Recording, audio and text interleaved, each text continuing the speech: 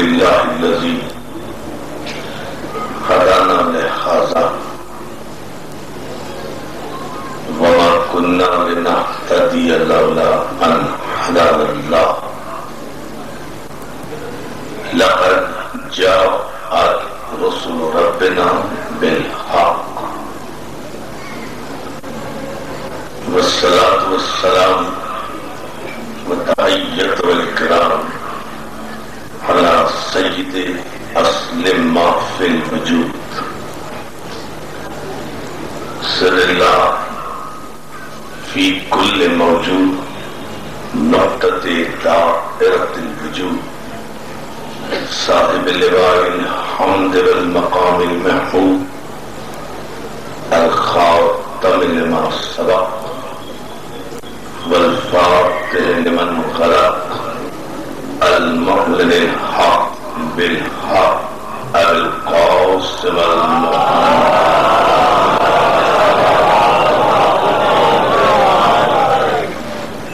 وآل الطيبين الطاهرين المعصومين المنتجبين المظلومين ولعنة الله على أعدائهم أجمعين من يومنا هذا إلى يوم الدين. أما بعد فقد قال حق سبحانه وتعالى في محكم كتابه الحكيم بسم الله الرحمن الرحيم إنا أعطيناك الكوثر فصل لربك وانحر إن شانئك هو الأبتر.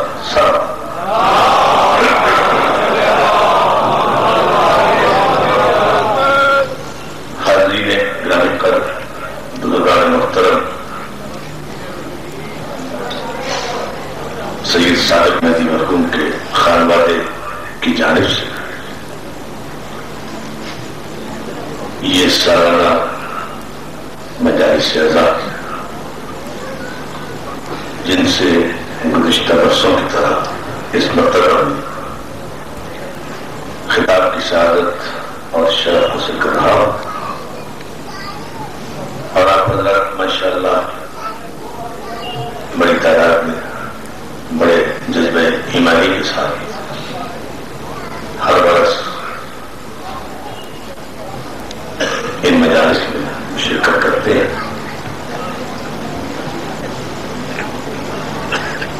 اور میرا نقطہ نگاہ ان مجالس کے تسلسل اور تواتر سے آپ کی شاداب، سنجیدہ، فہمیدہ اور والدہ ذہنوں کے وسیلے سے اس رزق علم کو تقسیم کرنا ہوتا ہے جو باب علم سے ہمیں بھیک میں ملتا ہے۔ جو ہے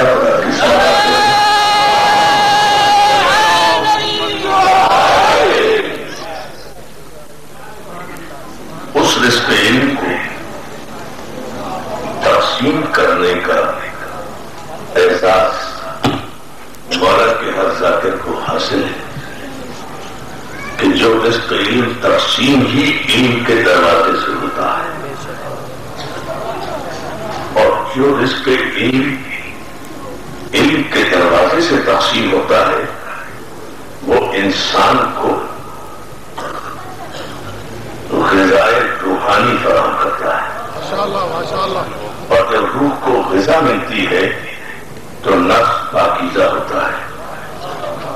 بڑی توجہ، جب روح کو غذا ملتی ہے تو نفس میں طہارت آتی ہے، پاکیزگی آتی ہے، اور جب نفس میں پاکیزگی آتی ہے تو انسانی عقیدے میں پختگی آتی ہے، اور جب عقیدہ پختہ ہوتا ہے تو عمل میں یقین پیدا ہوتا ہے،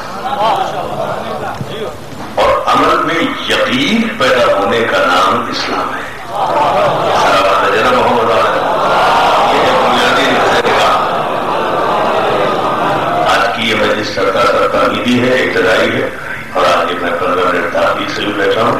کل سے انشاءاللہ ٹھیک 9:15 بجے میں آخر تقریر کیا کروں گا۔ آپ حضرات سے مجھے یہی امید ہے کہ آپ حضرات سلسلے میں تعاون کریں گے، مجھ سے بھی مجالس سے بھی، ان مجالس میں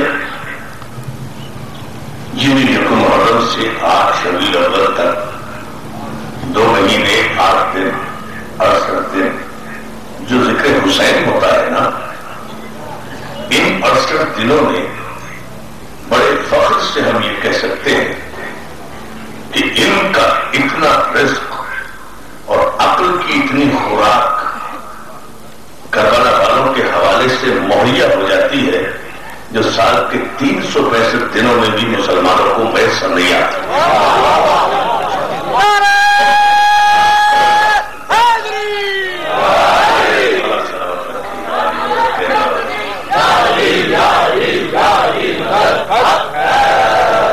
کتنی بڑا سوال دیتے ہیں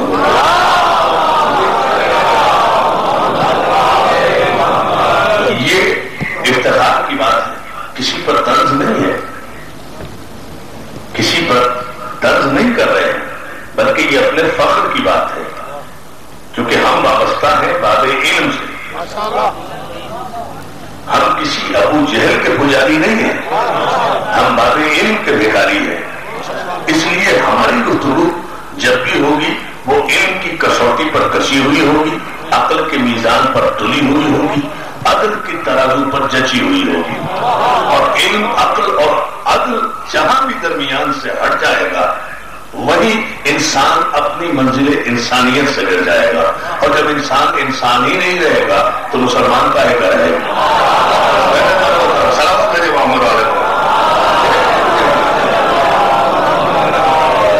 اسی کے انسان کی اس تمہید پر میں آپ کی توجہ چاہتا ہوں کہ اس دین کو جسے پروردگار عالم نے اپنے 1,24,000 معصومین کے ذریعے سے بھیجا، اس دین اسلام کی بنیاد میں علم ہے، اس کی اساس میں علم ہے، اس دین اسلام کی بنیاد میں عبادت نہیں ہے، عبادت تو اظہار ہے اس دین پر چلنے کا۔ کرے بھائی جملے پر ذرا سا آپ سارے اہل علم ہیں، اس لیے میں ذرا یہ مشکل سرا چھیڑ رہا ہوں تمہید میں، تاکہ اس کا نتیجہ بڑا خوبصورت ہے۔ اس دین کی اساس جو ہے، بنیاد، وہ علم پر ہے۔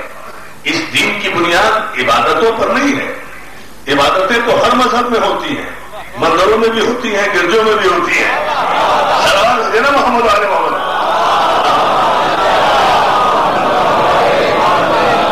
اس دین کی جو اساس ہے، جو بنیاد ہے، جو خالق علم نے جس دین کو پسند کیا ہے، اب میں دیکھتا ہوں آپ کتنے بیدار ہیں اور میرے جملے کے پس منظر کو حضور تو یقیناً سمجھیں گے مجھ سے بہتر، لیکن نوجوان کتنا اس کو پک کرتے ہیں۔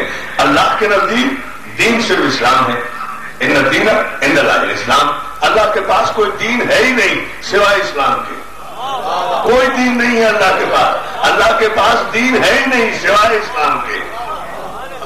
توجہ کرے گا جان محترم، میں جملے کی طرح سے بات کر رہا ہوں، اللہ کے نزدیک کوئی دین ہے ہی نہیں، سینکڑوں دین ہو، ہر ایک اپنے آپ کو دین کہتا رہے، لیکن اللہ کے نزدیک کوئی دین نہیں ہے سوائے اسلام کے۔ اور اسلام کسی بلڈنگ کا نام نہیں ہے، اسلام کسی عمارت کا نام نہیں ہے، اسلام کسی شہر کا نام نہیں ہے، اسلام کسی ملک کا نام نہیں ہے، اسلام کسی گاؤں کا نام نہیں ہے، اسلام ایک ضابطۂ حیات کا نام ہے، اور یہ ضابطۂ حیات اگر مجسم ہو جائے تو اجمیر کی سرزمین میں سویا ہوا خواجہ بھی کہے گا کہ دین حق حسین۔ توجہ ہے نا؟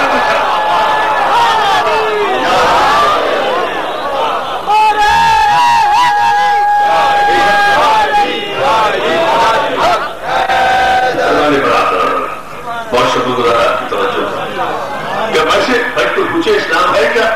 رضا محترم چیخ کر ایک پہنچا ہوا ولی کہے گا کہ دین حسین ہے، تو اگر دین حسین ہے، ذرا سچا کی طرح سمجھدار ہو، اگر دین حسین ہے اور یقیناً دین حسین ہے تو جان محترم پھر مجھے یہ جملہ کہنے کی آج کی تمہیدی مجلس میں آپ اجازت دیں گے، اور میں آپ کے جذبوں کی تمام تر توانائیاں اور آمادگیاں چاہتا ہوں اس مرحلے پر کہ اگر دین حسین ہے اور یقیناً دین حسین ہے تو ان دین عند اللہ الاسلام، اللہ کے نزدیک دین تو صرف اسلام ہی ہے۔ تو معلوم یہ ہوا کہ اللہ کے نزدیک، اللہ کے پاس اگر کوئی نعمت ہے تو اگر وہ شریعت کی زبان میں ہے تو اسلام ہے، لہجے میں ہے تو حسین ہے. توجہ ہے نا جانو.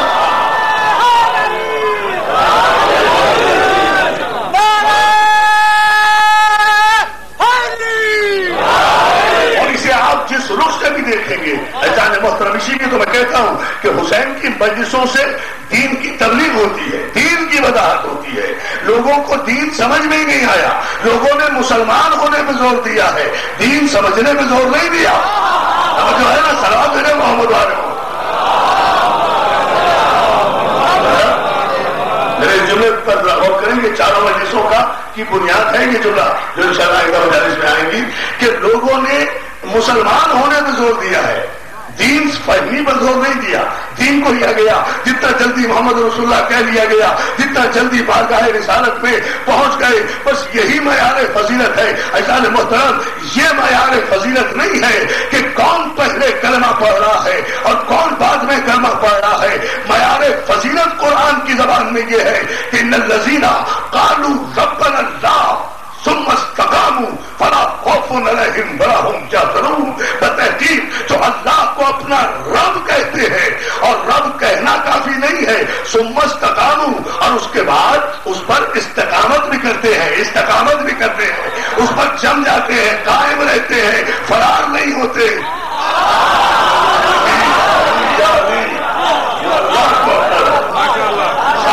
دینا مل کر سارے دوستوں کی توجہ چاہ رہا ہوں جملے پر. جملے کی وضاحت ہو گئی ہے. قرآن نے آواز دی کہ اللہ کو رب کہنا دین نہیں ہے. اللہ کو رب تو سب مانتے ہیں، چاہے بھگوان کہہ لیں یا گاڈ کہہ لیں یا اوتار کہہ لیں. اللہ کو رب تو سب مانتے ہیں. مشرک بھی اللہ کو رب مانتے ہیں. خود قرآن کہتا ہے میرے حبیب لئن سألتهم من خلق السماوات والارض لیقولون اللہ. اے میرے حبیب، جب آپ ان کافروں سے پوچھیں گے کہ یہ آسمان و زمین کس نے خلق کیے ہیں تو یہ کافر کہہ دیں گے کہ اللہ نے خلق کیے. کسی کافر نے یہ نہیں کہا کہ بتوں نے آسمان و زمین بنائے. جو ہے نا اللہ نے بہت نہیں فرمایا. 360 بت رکھے تھے نا خانہ کعبہ میں، تو 360 بتوں کے پجاریوں میں سے کسی ایک ابو جہل نے بھی یہ نہیں کہا کہ یہ آسمان کا شامیانہ، یہ زمین کا فرش، یہ آفتاب و مہتاب کے قندیلیں، یہ سمندروں کی جولانیاں، یہ دریاؤں کی طغیانیاں، یہ موسموں کا تغیر، یہ سب کچھ ہمارے بتوں نے بنایا ہے. لیقول اللہ، یہ سب کہہ دیں گے کہ اللہ نے بنایا ہے. اللہ نے، آپ غور کریں، اللہ اپنے حبیب کو کہہ رہا ہے کہ میرے حبیب یہ مانتے ہیں کہ آسمان و زمین کا خالق اللہ ہے، لیکن اس ماننے کے باوجود بھی یہ کافر ہے.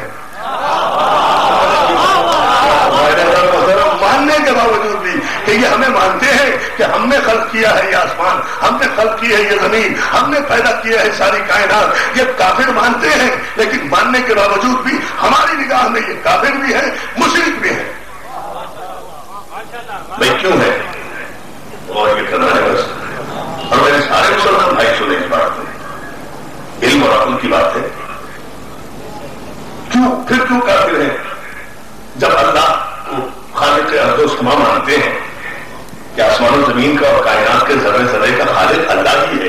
لات کو، منات کو، عزا کو، حبل کو، یہ جتنے بڑے بڑے بت تھے اور 360 قسم کے جو بت رکھے ہوئے تھے، ظاہر ہے جتنے قبیلے تھے اتنے بت تھے. نہیں سمجھے؟ قبیلوں کے بت ہوا کرتے ہیں، قوم کا خدا ہوتا ہے. اور جو ہے سلام ہے محمد آل محمد پر. جنہوں نے ہسٹری آف عرب پڑھی ہے، جنہوں نے ہسٹری آف سارسنس پڑھی ہے، جنہوں نے جسٹس طارق امین علی کو پڑھا ہے، جنہوں نے decline and fall of the Roman empire پڑھی ہے، جنہوں نے تاریخ طبری پڑھی ہے، جنہوں نے تاریخ ابو الفدا پڑھی ہے، جنہوں نے تاریخ کا مطالعہ کیا ہے اپنوں کی اور غیروں کی، اور جنہوں نے جزیرہ نما عرب کی پوری تاریخ کا مطالعہ کیا ہے، وہ طالب علم یقیناً جانتے ہوں گے کہ خانہ کعبہ کی محرابوں پر، طاقوں پر، دیواروں پر، دروازوں پر ہر جگہ چھوٹے بڑے منزلے، اونچے نیچے،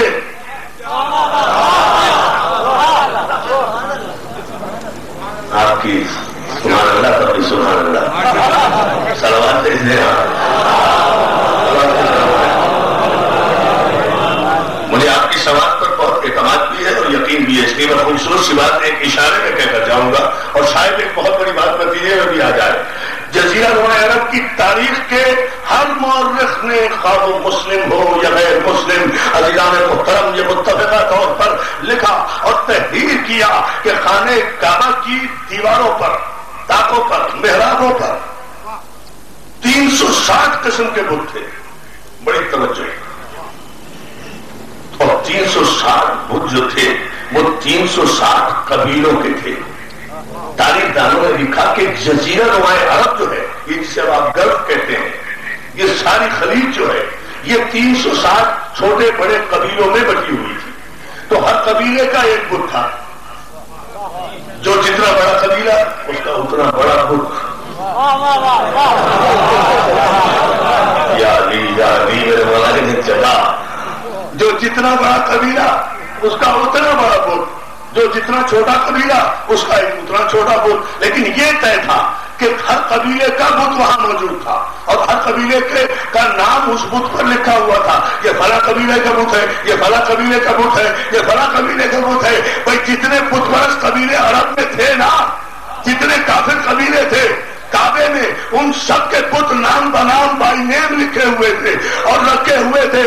میں ماڈل کالونی کی اس افتتاحی اور تاریخی مجلس میں آج آغاز ہی میں پہلے دن آج کی تاریخ کا سب سے بڑا جملہ آل محمد کے صدقے میں آپ کی سماعتوں کی نظر کر رہا ہوں اور فیصلے آپ پر چھوڑ رہا ہوں اور چیلنج بھی کر رہا ہوں کہ 360 قبیلے تھے، 360 بت پرست قبیلے تھے. ہر بت پرست قبیلے کا ایک بت کعبے میں رکھا تھا.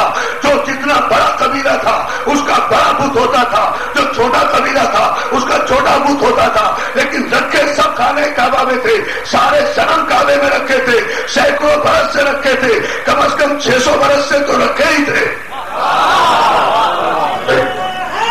جی کم از کم 600 برس. میں نے کیوں کہا کہ جناب عیسیٰ اور سرکار سرکار کے درمیان جو گیپ ہے، جو انٹرول ہے نبوت کا، وہ کم از کم اتنا تو ہے. تو اب آپ پچھلی تاریخ کا نہ بھی جائیں، 600 ہی برس لے لیں. فیصلہ لوں گا آپ سے بہت تاریخ، اس لیے میں دراصل ذہنوں کو آمادہ کر رہا ہوں کہ آپ میرے اس جملے پر میرے نوجوان دوست یہاں سے ایک دولت یقین لے کر جائیں جو اس مجلس کا خاصہ ہے. اور وہ یہ ہے کہ 600 برس سے تو کم از کم یہ بت رکھے ہوئے تھے. تو 360 قبیلوں میں یہ جزیرہ تقسیم تھا عرب کا. اور توجہ دوستوں، ہر بت پرست قبیلے کا بت کعبے میں رکھا تھا. 600 برس سے یہ پتھر کے بت کعبے میں رہ رہے تھے، کعبے کی صحبت میں تھے. لیکن کعبے کے دائیں جانب بھی تھے، کعبے کے بائیں جانب بھی تھے.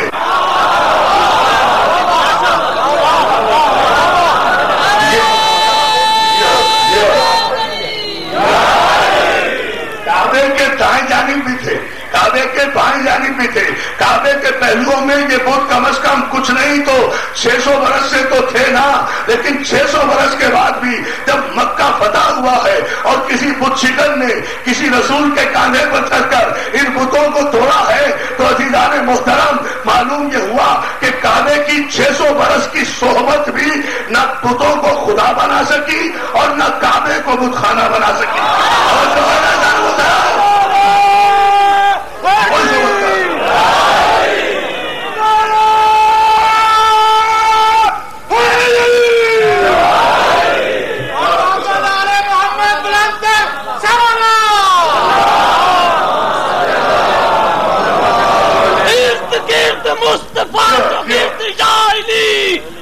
ناشر سپر پاور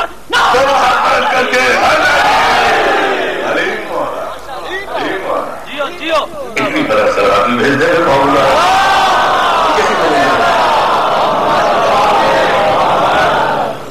یہ طے ہو گیا.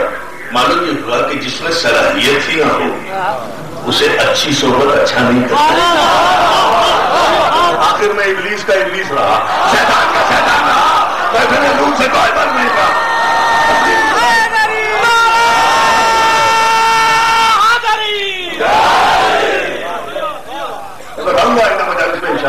اس کی ساری تفصیل قرآن کی روشنی میں سلامت دیتے مولانا.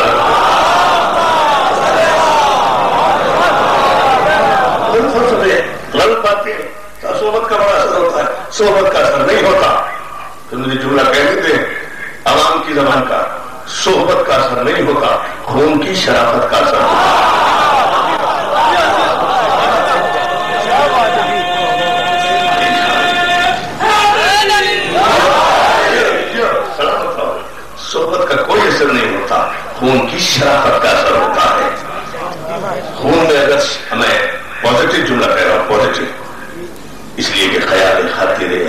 چاہیے حد تک ہے نا انیس ٹھیس نہ لگ جائے آپ گینوں کو. یہ آپ گینے توڑنا بھی نہیں چاہتے نا, تو محبت کا پیغام دے رہے ہیں نا, اس لیے ہم پازیٹیو جملہ کہہ رہے ہیں. حالانکہ اس سے بڑا جملہ آ سکتا ہے اور آپ آسمانوں پہ چلے جائیں, لیکن آپ کی ذہانت پر مجھے اعتماد ہے آپ پازیٹیو جملہ ہی کو سمجھیں گے. صحبت کا کوئی اثر نہیں ہوا کرتا, خون کی شرافت کا اثر ہوا کرتا ہے. ایسے بھی شریف خون موجود تھے جنہوں نے زندگی بھر نہ رسول اللہ کا چہرہ دیکھا, نہ رسول اللہ سے ہاتھ ملایا, نہ حضور کی زیارت کی, نہ حضور کی صحبت میں بیٹھے, لیکن کبھی زندگی بھر نبوت میں شک نہیں کیا. اور جو ہے نا صحابیت کے درجے پر, اور صحابیت کے اتنے بڑے درجے پر تھے کہ برابر میں بیٹھنے والے صحابہ کرام کو رسول اللہ یہ حکم دیا کرتے تھے, جاؤ اپنا قرآن اور ایسے قرنی سے ٹھیک کرایا. توجہ ہے, توجہ, صلوات پہ جناب محمد.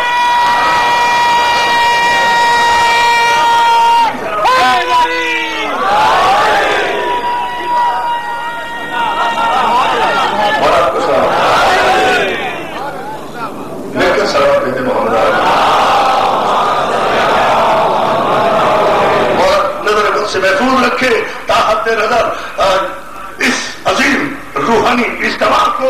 اجازت محترم منزل دعا پر یہ جملہ کہہ کر ایک نتیجہ آج کی مجلس کے حد تک آپ کی خدمت میں عرض کرنا چاہتا ہوں.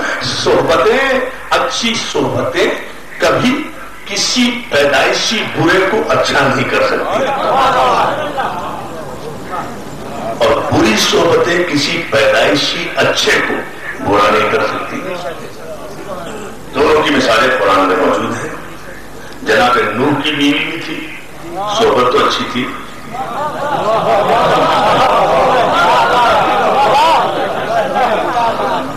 جناب نوح کی بیوی نوح علیہ السلام کی شریک حیات. ضرب اللہ مثلا للذین کفروا امرأۃ نوح وامرأۃ لوط كانتا تحت عبدین من عبادنا الصالحین فخانتاہما فلم یغنی عنہما من اللہ شیئا. اللہ مثال پیش کر رہا ہے اسی لیے کہ تدبر کرے مسلمان نوح کی بیوی کی اور لوط کی بیوی کی کہ دونوں ہمارے نیک بندوں کی بیویاں تھیں, لیکن ان دونوں بیویوں نے خیانت کی ہمارے نبیوں سے.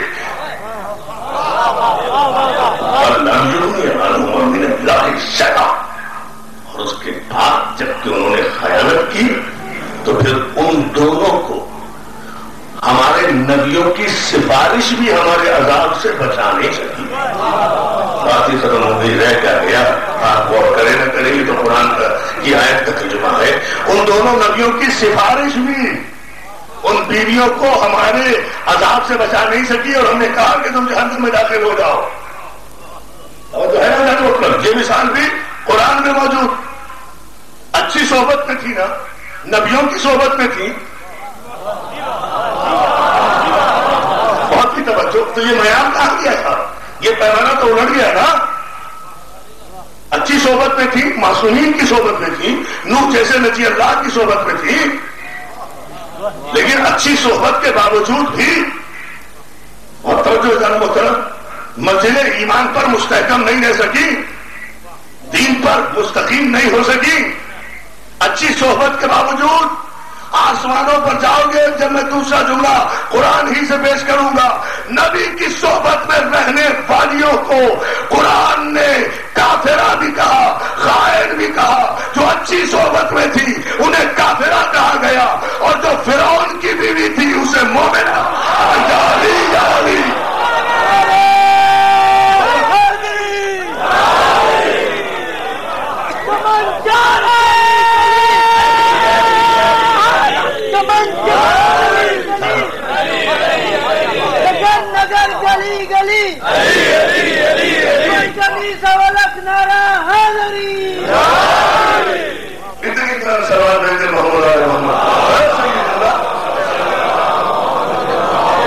آپ کی خوبصورت سماعتوں کی نظر مولا آپ کو سلامت رکھے, نظر بد سے محفوظ رکھے. اور جس خوبصورت انداز میں آپ سمجھ فرما رہے ہیں, یہ کوئی کرائٹیریا نہیں ہے ذہن محترم. صحبت کوئی کرائٹیریا نہیں ہے, کوئی پیمانہ نہیں ہے. تخلیق لا الہ الا اللہ بھی نہیں کہا, پھر بھی مومنہ. فرعون کی بیوی ہے پھر بھی مومنہ، فرعون کی صحبت میں رہتی ہے پھر بھی مومنہ، کتنی خوش نصیب ہے فرعون کے گھر میں رہ کر بھی مومنہ ہے، کتنی بد نصیب تھی وہ جو نبی کے گھر میں رہ کر بھی کافرہ جو ہے نا اپنے نصیب کی بات سلام کا گرم آواز برا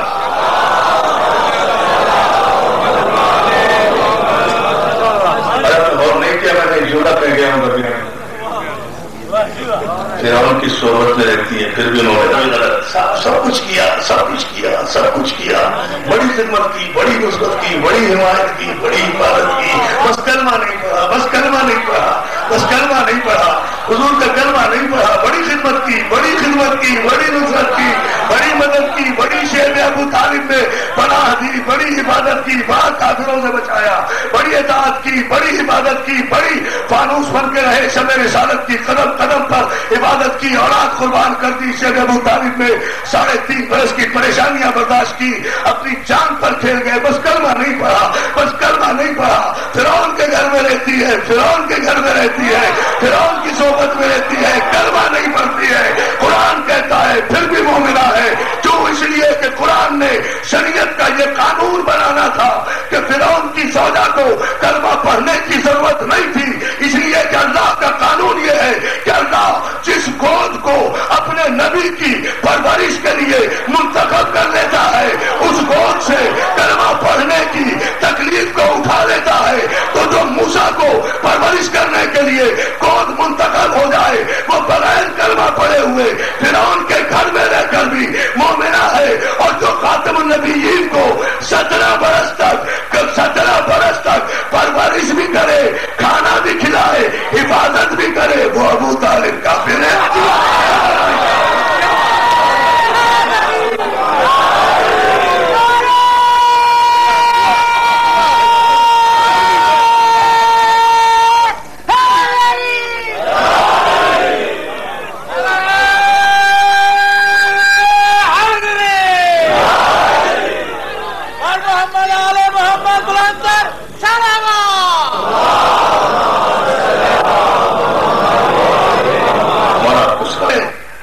اصول کو ختم کرو۔ آپ کے مجلس میں ایک بات تو کہہ نا، مسئلہ ہے خون کی رجیم ہے اور جس پر قیامت تک کے لیے لعنت ہے، اور پھر آگے وضاحت کرتا ہے دوسرے مقام پر وہ کانا بھی میرے کافرین، اور وہ تو تھا ہی کافروں میں سے، یعنی تھا ہی کافروں میں سے، لا الہ الا اللہ کہہ رہا ہے تھا ہی کافروں میں سے، توحید پرست ہے تھا ہی کافروں میں سے، سب سے زیادہ سجدے کر رہا ہے تھا ہی کافروں میں سے، بس میں ملائکہ میں بیٹھ رہا ہے تھا ہی کافروں میں سے، محفل نور میں بیٹھ رہا ہے تھا ہی کافروں میں سے، صحبت فرشتہ میں بیٹھ رہا ہے تھا ہی کافروں میں سے۔ تو معلوم یہ ہوا کہ لا الہ الا اللہ اور صحبت نور کے ذریعے سے کسی کا کفر کھل کر سامنے نہیں آتا، کفر اس وقت کھل کر سامنے آتا ہے جب کوئی خدا کے بنائے ہوئے نائب کے مقابلے میں آ جائے۔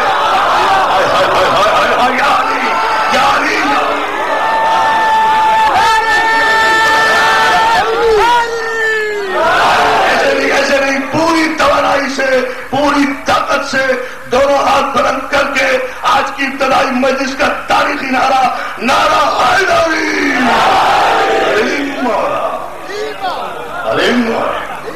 جی ہو، اتنی بڑا صلوات دے دے۔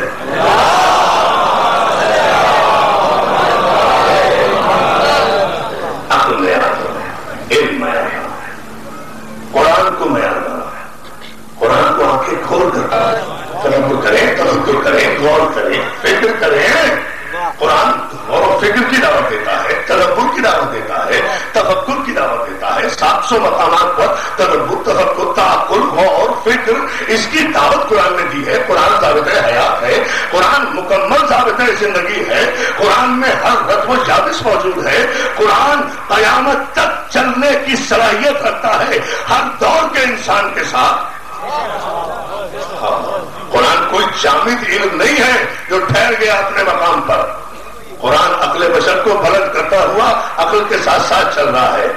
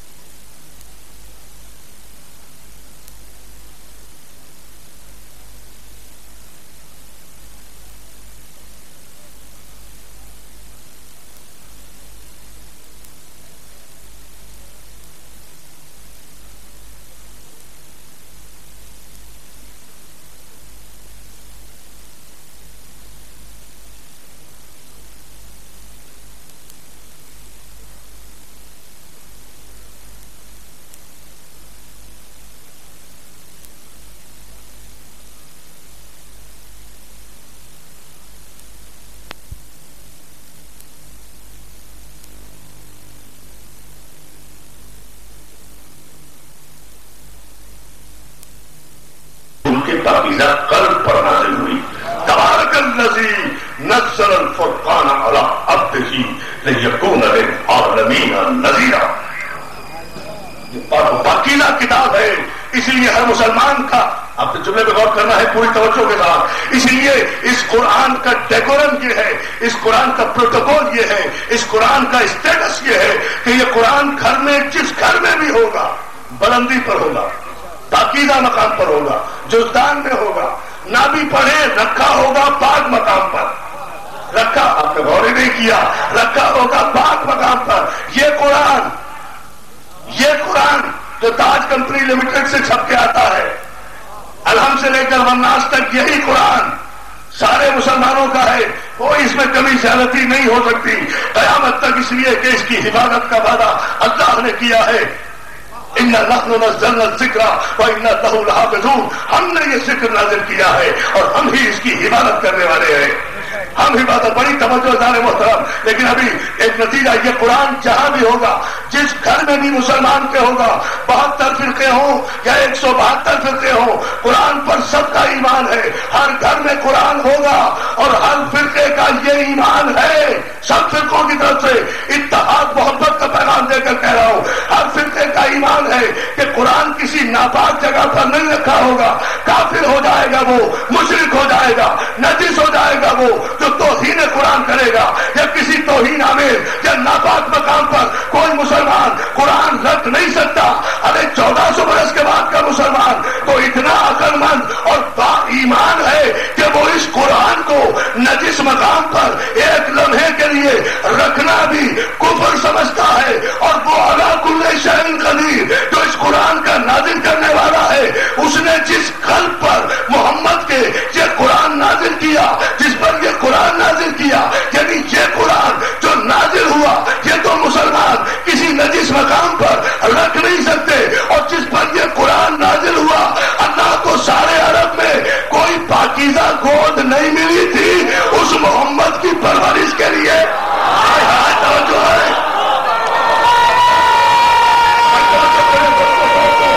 بہت بلندی پر جا کر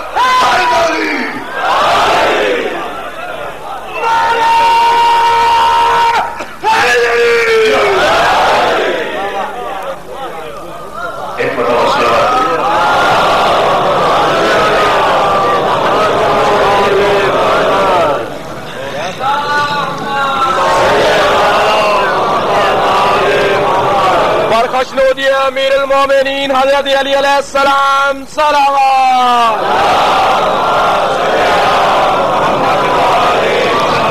اور شکر گزار آپ کی توجہ کا. ایک مسلمان کا تو یہ ایمان کہ یہ قرآن کسی غیر طاہر مقام پر رکھا بھی نہ جائے، اور جو علی کل شیء قدیر ہے اس نے اس محمد مصطفیٰ کو جس پر یہ قرآن نازل ہو رہا ہے اسے کوئی اور آغوش نہیں ملی.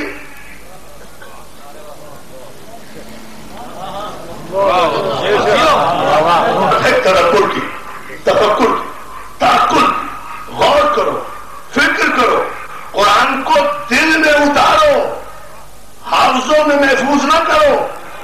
حافظے خراب بھی ہو جاتے ہیں، دل خراب نہیں ہوا کرتے. اور جو ہے نا سلام بھیجے محمد عالم. اور ایمان تصدیق بالدماغ کا نام نہیں ہے. ایک جامعہ رکھ دیا ہے میں نے دوستوں، ایمان تصدیق بالدماغ کا نام نہیں ہے، تصدیق بالقلب. ایمان دل میں آتا ہے، دل میں اقرار باللسان، اظہار بالارکان. صلوات بھیجے محمد.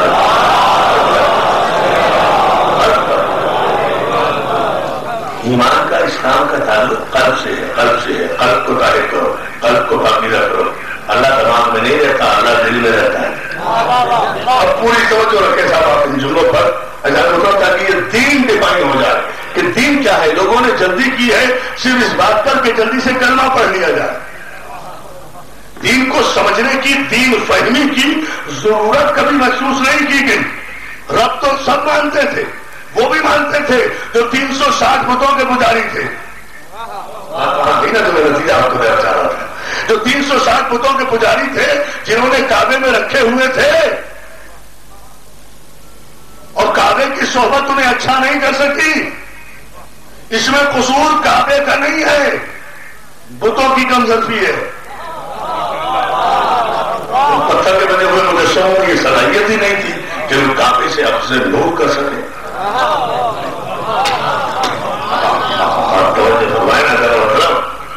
کہ وہ اب سے نور کر سکے، اس لیے کہ پتھر کے بنے ہوئے تھے. اللہ نے بنا کے نہیں بھیجے تھے، لوگوں نے بنا کے رکھے تھے. لوگوں نے بنا کے اللہ کے بنائے ہوئے نہیں آئے تھے، لوگوں نے بنا کے بٹھا دیے تھے.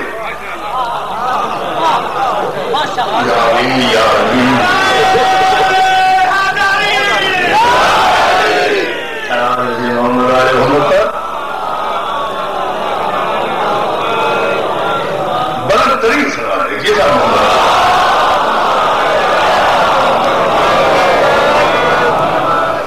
بٹھا دیے سارے کے بت تھے، بٹھا دیے بیٹھ گئے، بنا دیے بن گئے، توڑ دیے ٹوٹ گئے، کھا لیے ہر ہو گئے. حلوے کے بت بھی بناتے تھے، سفر میں لے کے چلتے تھے، ساتھ لمبے لمبے قافلوں میں جب جاتے تھے بت بنا کے حلوے کے، آٹے کے، گندم کے، جو کے بت حلوے میں بھر لیتے تھے. جب بھوک لگی اپنے بت کو کھا لیا. جب پیسے ختم ہو گئے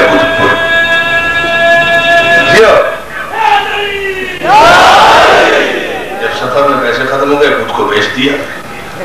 پر جن کا بت بک جائے، جن کا بت بک جائے، سلامت دے دیں آپ محمد. فیصلہ دینے جا رہا ہوں، اور آپ کو سلامت رکھے تاج نظر دروازے تک اور دروازے سے باہر. یہ سارے مومنین مولا آپ سب کو سلامت رکھے. عزیزان محترم، تقریر کا خلاصہ آج کی مجلس کی حد تک، جسے کل پر ملتوی کروں گا انشاءاللہ، اور کل تفصیل سے اس سورہ کوثر کے ذیل میں عرض کروں گا. آج تو صرف اس کا ترجمہ پیش کروں گا اور اس کی تمہید اور استقبال ہے آج کی تقریر اس اہم ترین سورہ کی.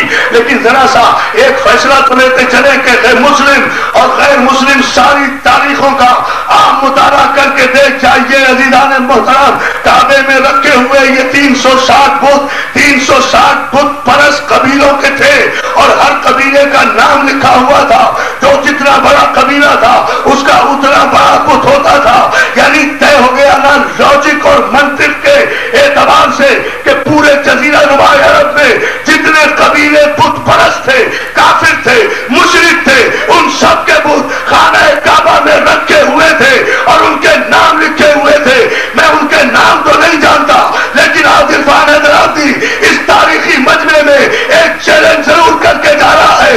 اے ابو طالب اور رسول اور علی کے آبا و اجداد، ابو طالب، عبداللہ، عبد المطلب، ہاشم، عبد المناف، خاندان بنی ہاشم کو کافر کہنے والے تاریخ کے کافر مورخوں، میں آج ہی قرآن پر اپنے آپ کو کافر لکھ کر دے دوں گا. تمہیں کہنے کی ضرورت نہیں، آج ہی اپنا مذہب تبدیل کر دوں. اگر تاریخ کی کسی جھوٹی سے جھوٹی روایت سے بھی کوئی یہ ثابت کر دے کہ ان 360 قبیلوں کے بتوں میں بنی ہاشم کے قبیلے کا بھی کوئی بت تھا. گالی گالی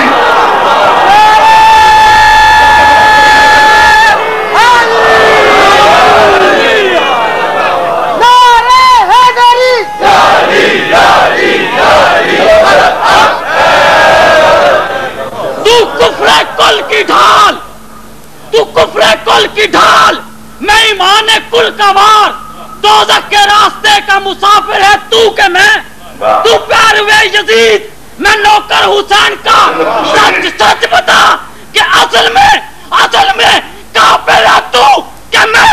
نعرہ حیدری. خوشنودی حضرت ابو طالب علیہ السلام صلوات.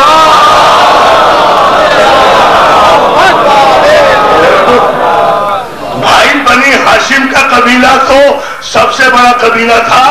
وارث کعبہ بھی تھا، وارث آب زمزم بھی تھا، رئیس مکہ بھی تھے، بیضۃ البلد بھی تھے، سقائی حرم کا فریضہ بھی انجام دیتے تھے، کلید بردار حرم بھی تھے، انبیاء کے وارث بھی تھے. تو اگر معاذ اللہ بنی ہاشم کے قبیلے میں کہ کہیں بت پرستی ہوتی تو بنی ہاشم کے نام کا بت تو سب سے زیادہ بڑے مقام پر رکھا ہوا ہوتا.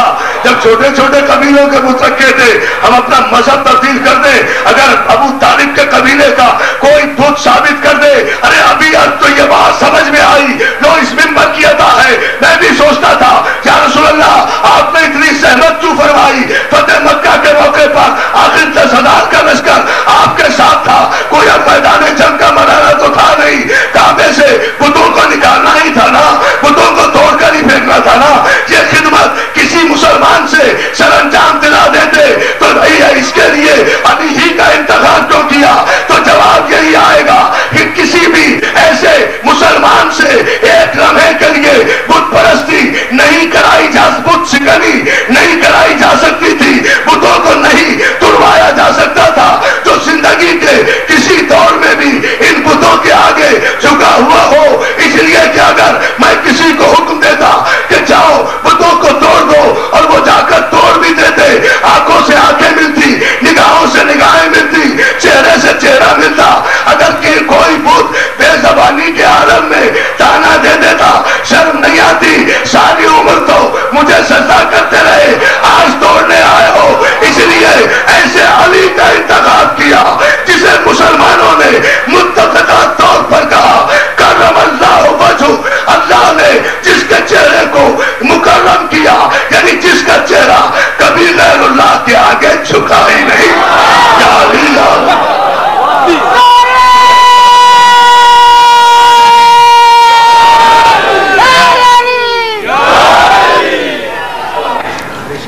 کلمہ پڑھنا معیار نہیں ہے, کلمے پر ثابت قدم رہنا معیار ہے.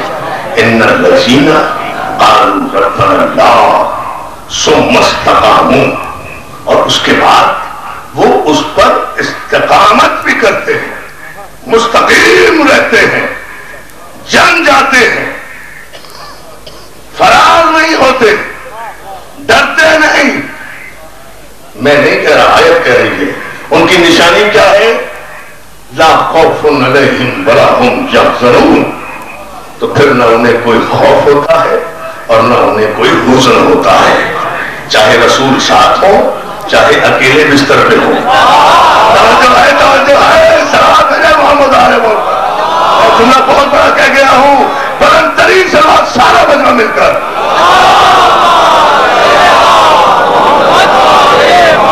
اور آپ کو سلامت رکھے.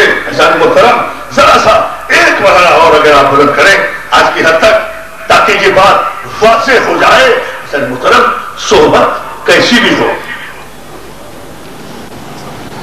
یہ جتنے سرادید قریش تھے, جتنے سرداران مکہ تھے, یہ سب کے سب اپنے سارے جلسے, ساری میٹنگز, سارے مشورے, سارے ایمرجنسی سیشن, سارے مشاعرے کعبے کی دیوار کے نیچے ہی تو بیٹھ کے کرتے تھے, اور پھر بھی ابو جہل کراتے تھے. اب آپ عربوں کی جہالت کا اس سے اندازہ کر لیں, عربوں کی جہالت کا, کہ عربوں کا سب سے پڑھا لکھا آدمی ابو جہل تھا.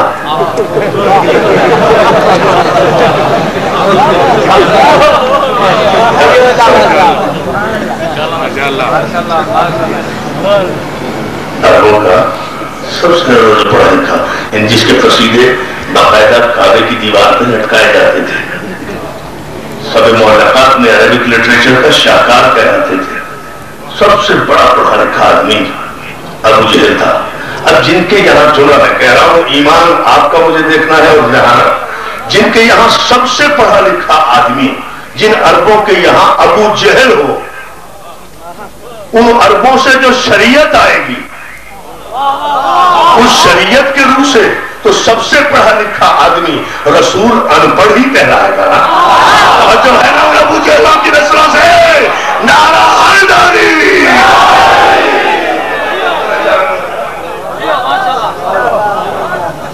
وہ تو پھر انہی کا ترجمہ ان پڑھ ہی کریں گے نا, الٹریٹ ہی کریں گے نا. سلام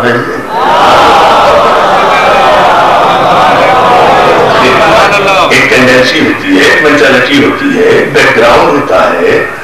جن کے یہاں سب سے زیادہ پڑھا لکھا آدمی ابو جہل تو پڑھا لکھا,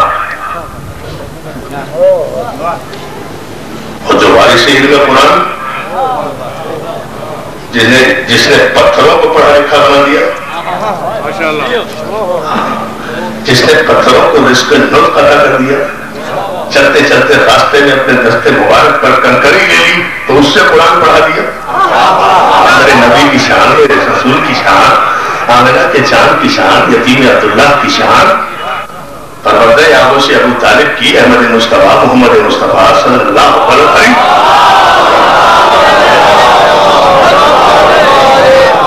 ایک جملہ سنیں گے جس کی شان یہ ہو کہ راستہ چلتے ہوئے خاک کے ذروں کو اٹھا کر ہتھیلی پہ لیا تو ان سے کلمہ پڑھا دیا، ان سے قرآن پڑھا دیا، متفقہ جملہ۔ اسے کوئی یہ کہے کہ وہ ان پڑھ تھا، جس کے ہاتھوں پر آ کر پتھر پڑھنے لگے، جملے کی گہرائی کو سمجھیں آپ، جس کے دستے مبارک میں، جس کے دستے معجز نما میں، جس کے دستے اعجاز میں کنکر پتھر، خاک کے ذرے، حقیق ذرے، راستوں کے گلیوں کے، جن کی قسم کھائی ہے قرآن نے، جو میں نے ٹیلی ویژن پر عرض کیا تھا، انت حل بہذا البلد، چونکہ تو اس شہر میں رہتا ہے، اس خاک کے ذرے چونکہ تیرے پاؤں چومتے ہیں، اس لیے ہی سلامت ہے، اور آپ کو سلامت رکھے اس نبی موسم کو جس کے دستے مبارک پر آ کر سارے میرے مسلمان بھائیوں، خدا کے لیے حسین کی مجلسوں سے رزق علم لے کر جاؤ، دین کی فہم لے کر جاؤ، اس لیے کہ اگر دین سمجھ میں آ گیا حسین کا مشن مکمل ہو جائے گا۔ یہ مجلسیں روزانہ اس لیے ہیں، یہ دن رات مجلسیں اس لیے ہیں، یہ سال بھر مجلسیں اس لیے ہیں کہ حسین آج بھی، جملے کو خدا کے لیے سمجھ لیں، حسین کا کام عصر عاشور پر ختم نہیں ہوا، حسین آج بھی مصروف تحفظ عظمت رسالت ہے، اور جس دن ایک ارب مسلمان عظمت رسالت کی حقیقت کو جان گئے اس دن حسین کا مقصد پورا ہو جائے گا،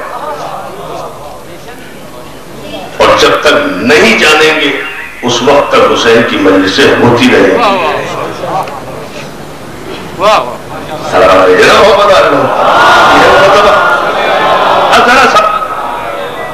اس جملے پر صرف آپ غور آج کی حد تک یہ فرما لیں، کل انشاءاللہ میں اس کی تشریح کروں گا آپ کی خدمت میں، اور وہ یہ کہ دستے موجز پر اگر کنکر پتھر آ گئے وہ عالم ہو گئے، مجھے قرآن ہی پڑھوایا نا، آپ مجھے ڈیٹیل میں جانے پر مجبور کر رہے ہیں، اور میں آج کی حد تک آپ کو زیادہ رحمت نہیں دینا چاہتا۔ اشارے محترم، قرآن ساری کتابوں کا ناسخ ہے، توریت، زبور، انجیل، اور یہ مسلمانوں کے پاس ہے وہ قرآن جس میں ہر مسئلے کا حل ہے، ہر مسئلے کا حل، نسخہ کیمیا، کوئی کائنات کا مسئلہ ایسا نہیں ہے جس کا حل قرآن میں موجود نہ ہو۔ تو مسلمانوں جب یہ دعویٰ کرتے ہو تو کم از کم اس دعوے کا کچھ خیال اور لحاظ بھی کیا کرو کہ قرآن توریت سے افضل، قرآن زبور سے افضل، قرآن انجیل سے افضل۔ تو جب قرآن میں ہر مسئلے کا حل ہے تو اپنے مسائل قرآن سے پوچھو نا، انجیل والوں سے کیوں حل کرا رہے ہو؟ بہت بڑا بین الاقوامی جملہ ہے، انجیل والوں سے سلامات دے دینا، قرآن ان کے پاس ہے، قرآن ہے مسلمان کے پاس، مسئلہ حل کرا رہے ہیں انجیل والوں سے، قرآن ہے مسلمان کے پاس، مسئلہ حل کرا رہے ہیں زبور والوں سے، مسئلہ حل کرا رہے ہیں توریت والوں سے۔ بھائی سارا قرآن تو آپ کے پاس ہے، مشکل کشائی کرا رہے ہیں انجیل والوں سے، ایٹامک انرجی لے رہے ہیں انجیل والوں سے، سائنسی ترقی لے رہے ہیں انجیل والوں سے، سب کچھ سمجھ رہے ہیں انجیل والوں سے۔ قرآن آپ کے پاس ہے، یعنی یہودیوں سے مدد لے لو گے اور یہودیوں کے خیبر اکھاڑنے والے سے مدد نہیں لو گے۔ عجیب عالم میں زندگی ہو۔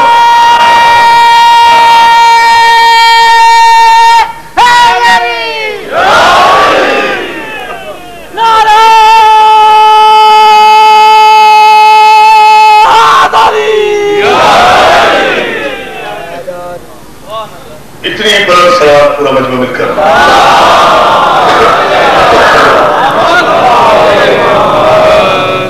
دست موجز میں جو کنکری بھی آئی نا وہ بھی عالم بنی قرآن کی، ان سے بھی قرآن پڑھوا دیا، خاک کے ذروں سے بھی قرآن پڑھوایا میرے رسول نے۔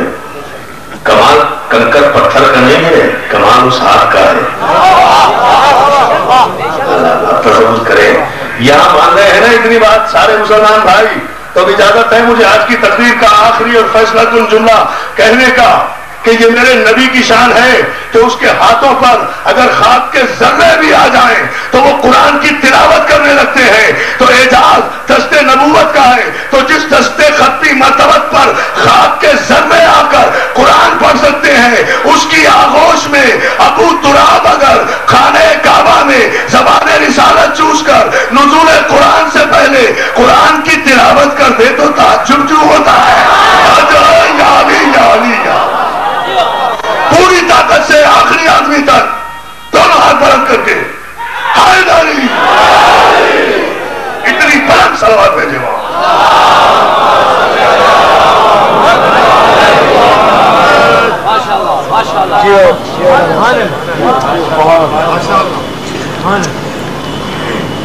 ایک اور صلوات بھیجتے ہیں۔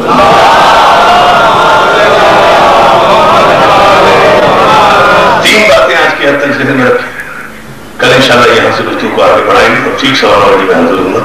وہ یہ کہ صحبت کوئی چیز نہیں رکھتی، خون کی شرافت کی اہمیت ہے۔ نمبر 2، کلمہ پڑھ لینا کوئی اہمیت نہیں رکھتا، استقامت فی الدین کی ضرورت ہے۔ یہ مت دیکھو کہ کلمہ کس نے پڑھا، یہ دیکھو کہ کلمے پر قائم کون رہا۔ اور آسان کر دو جملہ، یہ مت دیکھو کہ کلمہ پڑھ کر جیا کون۔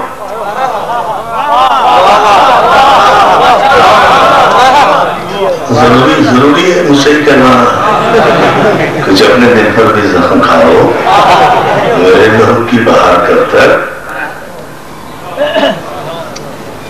نمبر 1، صحبت کوئی حقیقت نہیں رکھتی، خون کی شرافت نہیں رکھتی۔ نمبر 2، کلمہ پڑھنا کوئی حقیقت نہیں ہے، کلمے پر ثابت قدم رہنا۔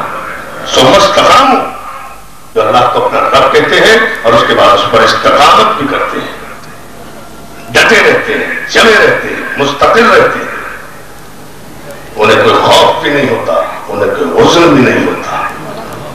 یہ میں کل رکھا ہوں خوف اور حزن، لیکن ذرا سے ذہن میں رہے کہ جو اللہ کو اپنا رب کہتے ہیں، تو یہ مت دیکھو کہ کلمہ کس نے کہا، یہ مت دیکھو کہ کلمہ پڑھ کر جیا کون، یہ دیکھو کہ کلمے کی حالت میں مرا کون۔ اس لیے کہ عاقبت اور آخرت کا تعلق مرنے سے ہے، جینے سے نہیں ہے۔ اور وہ اتنا غفور رحیم ہے کہ وہ باب توبہ کو آخری سانس تک بند نہیں کرتا۔ ساری زندگی بھی کفر میں گزارو، اگر آخری سانس میں بھی ایمان آ گیا پوری زندگی کا کفر گیا۔ یہ ہے اس کی رحمت، یہ ہے اس کی رحمانیت۔ دلیل چاہتے ہو؟ ایک ہی جملے میں اتنی بڑی دلیل دوں گا کہ ایک ایک نوجوان، ایک ایک بچہ میرا یہاں سے مطمئن ہو کر جائے گا کہ ہاں اس سے بڑی اور کوئی دلیل۔ ساری زندگی بھی عالم کفر میں کروٹیں لو، اگر زندگی کے آخری لمحے میں بھی نور ایمان قلب میں آ گیا، پورا ماضی گیا، ایمان کی کیفیت میں مرے گا۔ یہی تو حسین نے ثابت کیا ہے۔ شب عاشور تک یزید کے لشکر میں عمر سعد کے برابر کھڑا تھا، اور صبح عاشور زندگی کے آخری دن کلمت لے کر حسین کی طرف آیا، آ کر مر گیا، حر علیہ السلام ہو گیا۔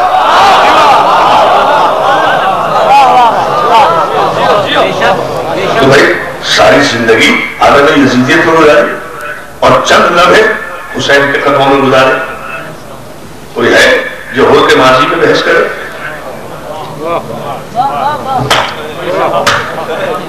کیا بدلا انہوں نے اپنا گھوڑا بدلا؟ نہیں۔ لباس بدلا؟ نہیں۔ تلوار بدلی؟ نہیں۔ ڈھال بدلی؟ نہیں۔ زرہ بدلی؟ نہیں۔ چہرہ بدلا؟ نہیں۔ نقاب بدلی؟ نہیں، خدا کے لیے جاگ کے سننا. میری ساری تقریر 1 گھنٹے کی ایک طرف اور یہ جملہ ایک طرف. اس نے اپنا لباس نہیں بدلا، اپنا چہرہ نہیں بدلا، اپنا گھوڑا نہیں بدلا، اپنی تلوار نہیں بدلی، اپنا خیمہ نہیں بدلا. اس نے اپنا امام بدلا. امام بدلا. امام ہے دین. یا علی سلام ہے جنا دین آسف ہے. تقریر جہاں سے شروع ہوئی دین ہے حسین. کیونکہ صرف خواجہ اجمیری نے نہیں کہا، پاکستانی مسلمانوں کو سمجھانا ہے، دور کی بات نہیں سمجھیں گے، نزدیک کی تو سمجھ لیں گے. سیال کوٹ کی بات علامہ اقبال نے بھی یہی کہا ہے، اور مصطفیٰ پر اساں خیش رہا کہ دی ہموست اگر بہو نہ رسیدی تمام بولا حدیث. محمد مصطفیٰ کے قدموں میں پہنچو، اس لیے کہ دین مصطفیٰ کے پاس ہے. دین مکے مدینے میں نہیں ہے، دین مصطفیٰ کے پاس ہے. دین مصطفیٰ کے پاس ہے. دین مصطفیٰ کی گود میں ہے، دین مصطفیٰ کے کاندھے پر ہے، دین مصطفیٰ کی آغوش میں ہے. نعرہ حیدری.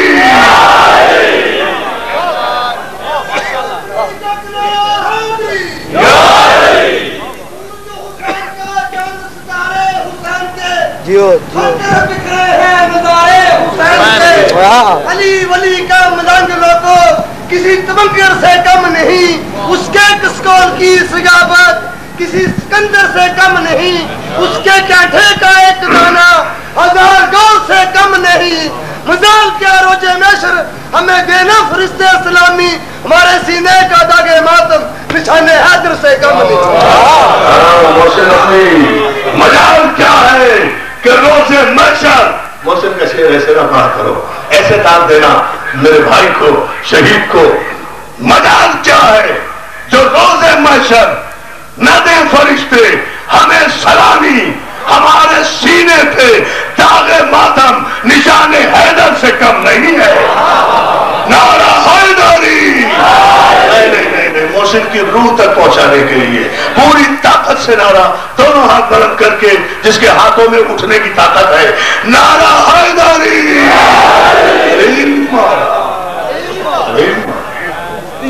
اتنی بڑا سلام ہے.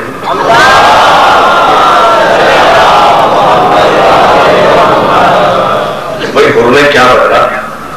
انہوں نے کچھ بھی نہیں بدلا. انہوں نے اپنا امام بدلا، اور امام ایسا بدلا جو مکمل دین تھا. میں قربان ہو جاؤں ان باپ اور ماشاء اللہ. جیو جیو جیو ماشاء اللہ. نعرہ حیدری. باپ ایمان، بیٹا دین. حسین دین، علی ایمان. جو علی کو چھوڑے بے ایمان کہلائے، جو حسین کو چھوڑے بے دین کہلائے. بچے گا کیا؟ توجہ ہے، توجہ ہے. یا علی یا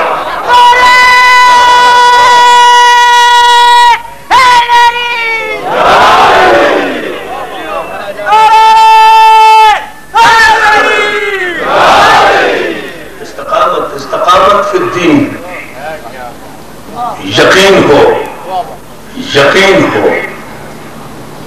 کائنات کا پہلا امام ہے حسین کہ جس نے اپنے لشکریوں کو یہ نہیں کہا فتح ہوگی، تخت ملے گا، تاج ملے گا، مال غنیمت ملے گا، زر و جواہر ملے گا، فوجیں اس کے لیے لڑتی ہیں. حسین نے کہا بھوک ہوگی، پیاس ہوگی، خنجر ہوں گے، تیر ہوں گے، تلواریں ہوں گی، چراغ گل کر رہا ہوں، چلے جاؤ. نہیں ملتی تاریخ میں مثال.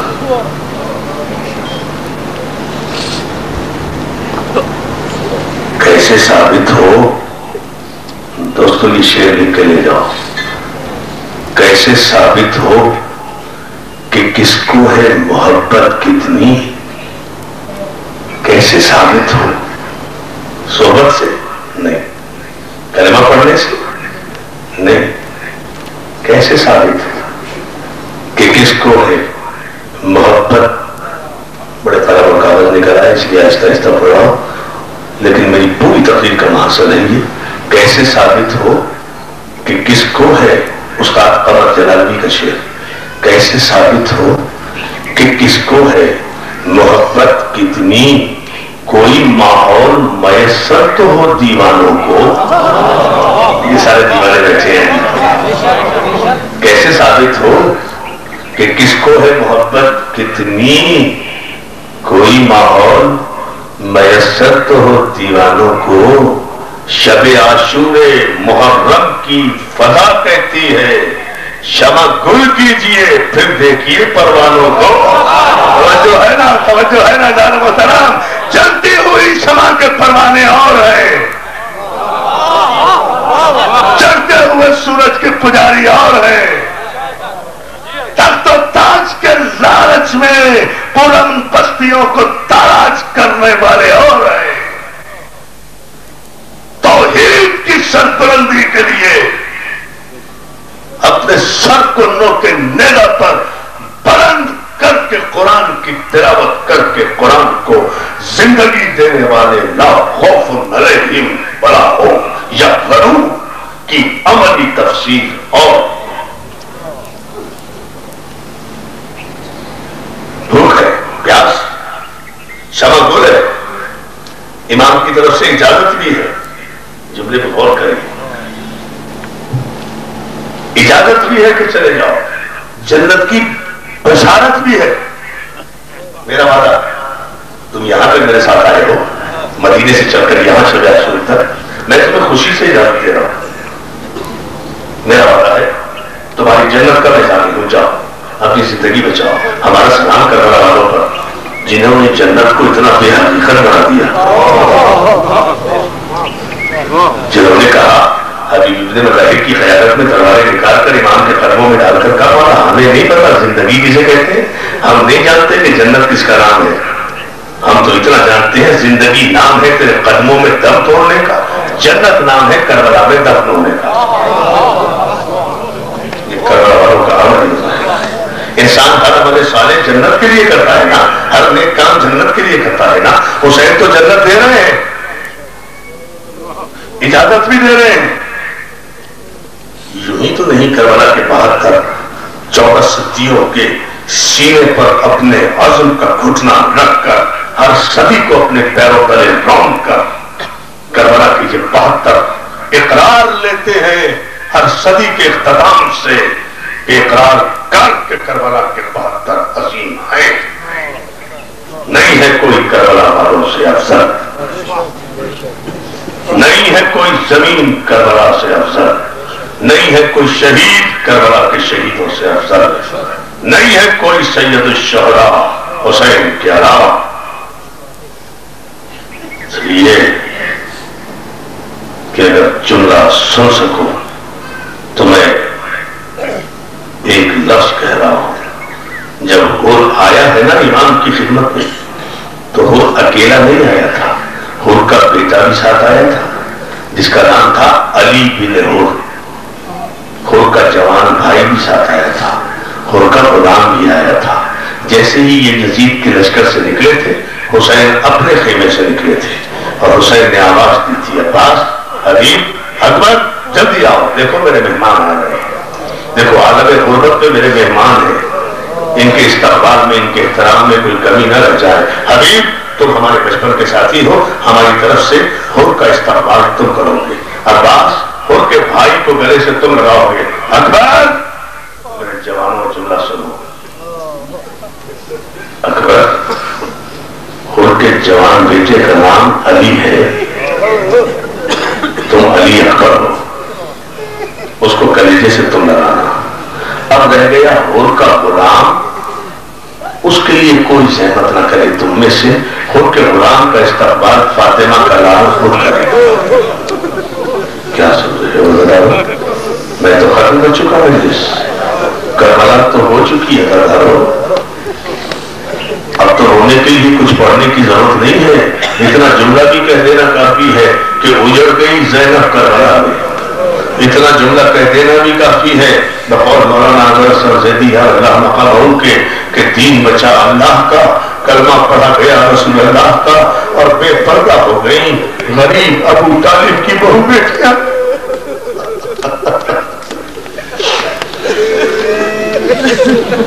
اللہ تمہیں سلامت رکھے، اللہ تمہارے پردوں کو सलामत रखे, अल्लाह तुम्हारी गोदियां सलामत रखे, ये खवातीन जो इतनी बड़ी तादाद में यहाँ आई है, मौला तुम्हारे बच्चे आबाद रखे, तुम्हारे सुहाग सलामत रखे।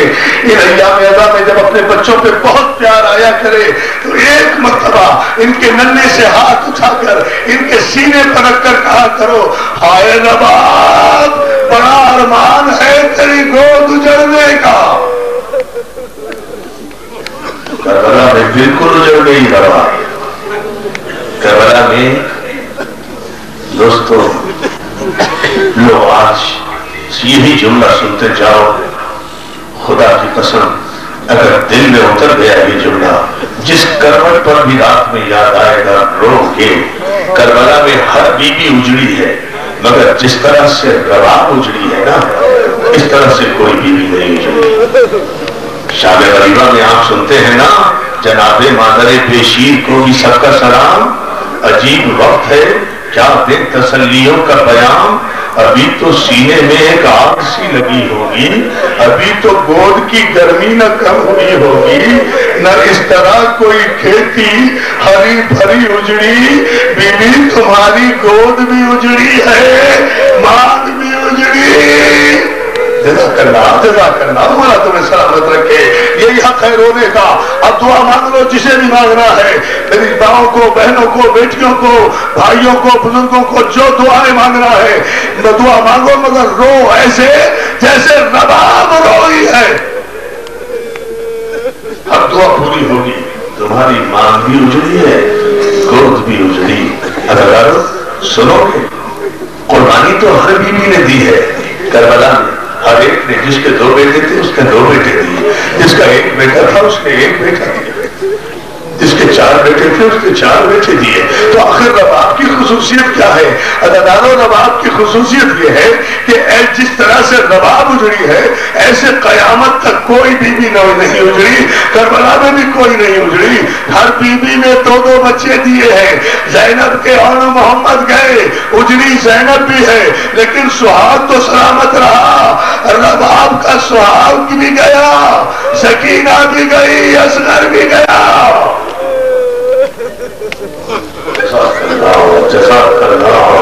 आखिरी जुमला है मेरी गुफ्तगू का, इसी पर मातम कर लेना। अदादारों, सैलानियां तो मातम नहीं कर सकती, उनके हाथ तो बंधे हुए हैं ना गर्दन से, वो तो करबला से कूफे की तरफ रवाना हो चुकी है ना, दाखिल हो चुकी है। तो जिनके हाथ खुले हैं वो तो मातम कर सकते हैं ना, तो बस फिर मातम करने से गुरेज न किया करो। अदादारों, जैसे रबाब उजड़ी है, हर बीबी साल भर की कैद निभाकर जब आई है मदीने, आकर साए में बैठी है। रबाब जब तक जिंदा रही, धूप में बैठी रही, सैयदे सज्जाद हाथों को जोड़ के कहा करते थे, अम्मा अब तो साए में आ जा, कब तक धूप में बैठी रहेगी?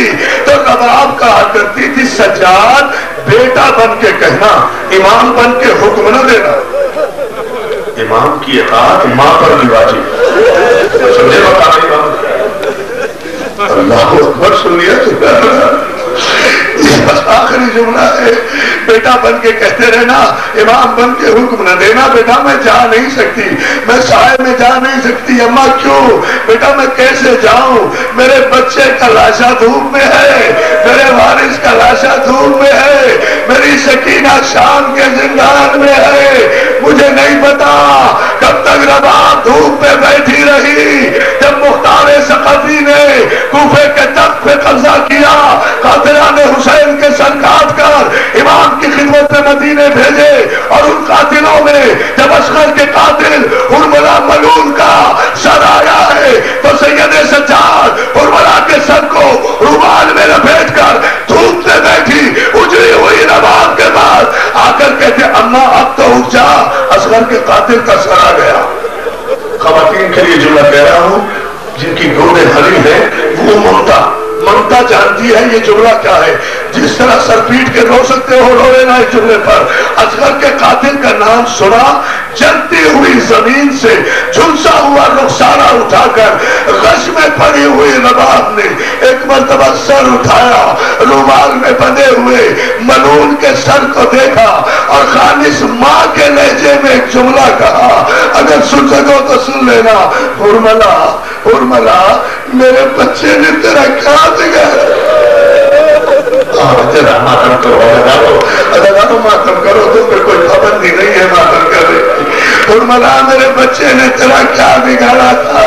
ارے میرا بچہ تو گود میں گیا تھا، 6 مہینے کا بچہ، اتنا کہا گردن دھڑک گئی، آنکھیں بند ہونے لگی. سید سجاد نے آواز دی، پھوپھی زینب جلدی آ، رباب مر گئی. جناب زینب دوڑی ہوئی آئی، آ کر بھارت کو سہارا دیا. بیٹا سجاد کیا ہوا؟ سید سجاد کہتے ہیں پھوپھی اماں انا للہ و انا الیہ راجعون. انتظار کر رہی تھی رباب. آخری جملہ بہت ہو چکے، اتنی مقبول مجلس ہو گئی ہے تو یہ جملہ کا میں اضافہ کر رہا ہوں. یہاں مجلس مکمل ہے، کل انشاءاللہ آگے یہاں سے گفتگو ہوگی. اداروں اور خاص طور سے میں خواتین کو کہوں گا کہ خواتین اپنی مجلسوں میں اصغر کا جھولا ضرور نکالا ہے. رباب کے زخموں کا مرہم ہے. یہ پتہ کب چلا؟ جب رباب کی میت کو غسل دیا گیا ہے نا، تو رباب کے کپڑوں سے ایک گٹھری نکلی.